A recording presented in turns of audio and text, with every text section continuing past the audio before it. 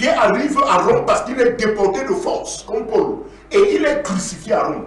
Pierre n'a jamais été évêque d'une église quelconque à Rome.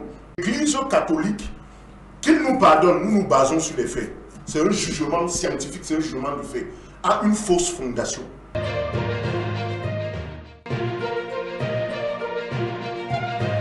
Mesdames, Messieurs, voilà ainsi l'équipe qui a répondu.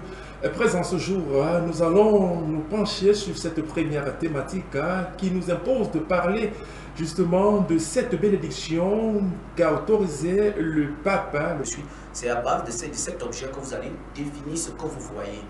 Mais beaucoup de gens en Afrique, lorsqu'ils analysent la chose religieuse, ont toujours cette idée que la chose religieuse est d'emblée, c'est-à-dire la religion, tout ce qui est Bible et tout le reste, est d'emblée divin.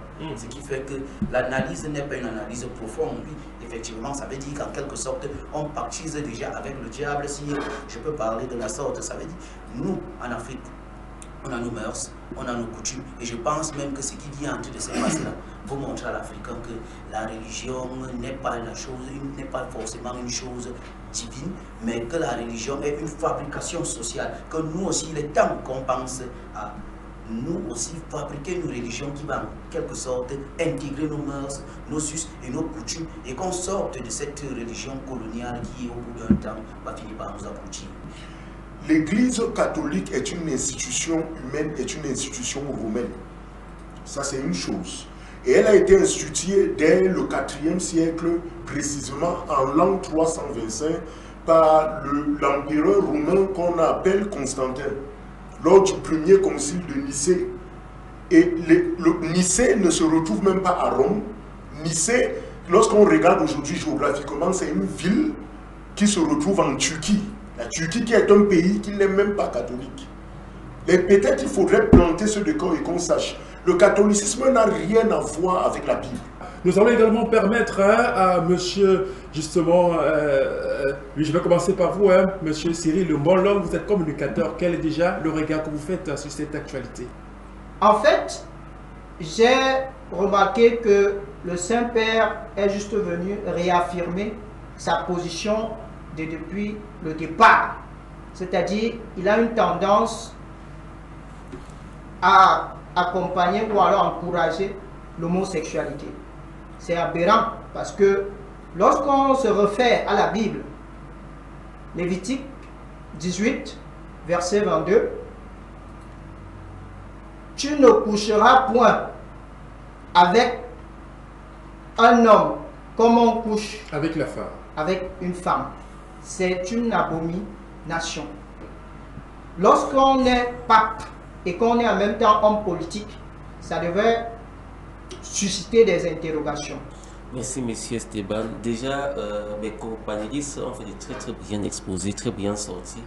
Et il faut dire que l'église catholique, que vous voyez, à la base, au 1er siècle après Jésus-Christ, était une église un peu juste. Elle était exempte de tout péché, comme on peut dire, de toute filiation négative. Mais depuis que Constantin a perverti cette église, depuis le mercredi 20 mai de l'an 325, où il pervertit avec la notion de la Trinité, une Trinité qui déjà était copiée sur la Trinité égyptienne, Osiris, Isis et Horus. L'Église a perdu de sa valeur. L'Église catholique, qu'il nous pardonne, nous nous basons sur les faits. C'est un jugement scientifique, c'est un jugement de fait, a une fausse fondation. C'est une religion qui est créée simplement pour des buts hégémoniques et pour des buts de domination. Et tout au long de l'histoire, lorsque nous regardons les deux guerres mondiales, lorsque nous regardons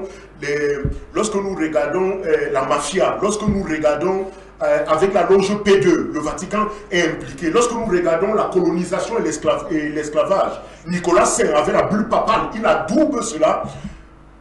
L'Église catholique romaine est utilisée par l'Occident comme une puissance pour étendre la domination de l'Empire romain qui n'est jamais fini avec le Vatican. Tant que le Vatican existe, l'Empire romain de nom est tombé, mais l'Empire romain existe toujours par le Vatican. Et il est toujours aussi puissant par la personne du pape. Donc voilà le contexte. Et il faudrait que les gens sachent quelque chose. Le pape n'est pas seulement leader spirituel, le pape est chef d'État. Le pape n'est pas seulement un leader spirituel, mais le pape est chef d'État. Et en tant que chef d'État, nous savons que dans les affaires de l'État, il n'y a pas de sentiment, il n'y a pas d'amitié, il n'y a pas d'amour, il n'y a que des intérêts. Et le